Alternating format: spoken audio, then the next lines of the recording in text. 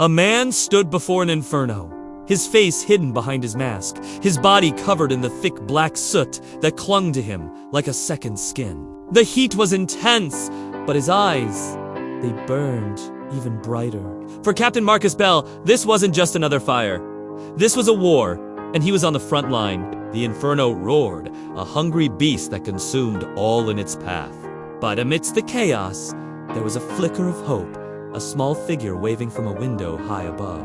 A woman! She was trapped, but he was coming. Through the smoke and flames, he saw her again, her face ashen, her eyes wide with terror, but he couldn't get to her. The flames were too intense. Below him, his team battled to contain the blaze, their faces grim, their movements practiced and efficient. They were the best in the city, and together they had faced down many infernos.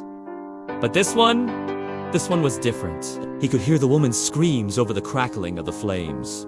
Fear, pure, unadulterated fear, and it spurred him on. He had to get to her, to save her. Suddenly, through a break in the clouds, sunlight streamed into the burning building. For a moment, the fire seemed to pause, as if taking in a deep breath before its final assault. In that moment, Marcus made his move.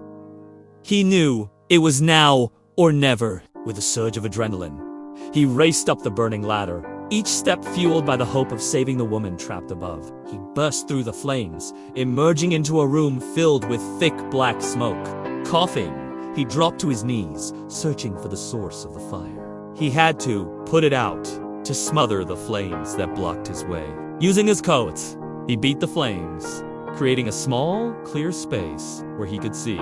Through the smoke, he saw her lying on the floor, her face pale, her breathing shallow. He rushed to her side, his heart pounding in his chest, and carried her out of the burning building. As he made his way down the ladder, the weight of the situation crushing him, he knew that she was alive, but barely. He could feel her pulse, weak but present.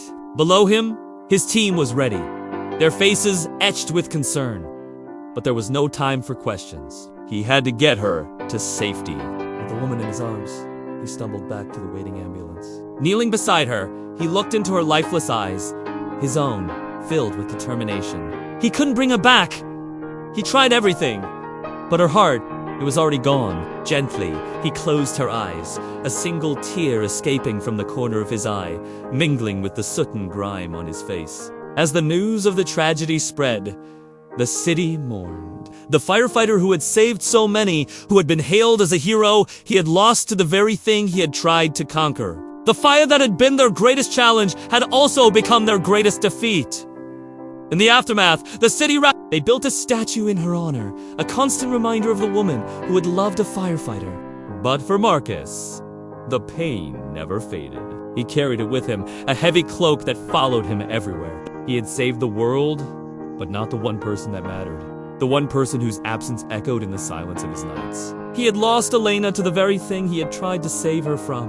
And in that loss, he found his greatest sorrow. Years passed, seasons changed, but the pain remained. It was a dull ache in his chest, a constant shadow at his side. He had survived the fire, but his embers had found a home in his heart, burning brightly, even after all this time. He looked at the faces of the people gathered around him, their eyes filled with admiration and gratitude. They called him a hero, a savior, but he saw himself as a failure.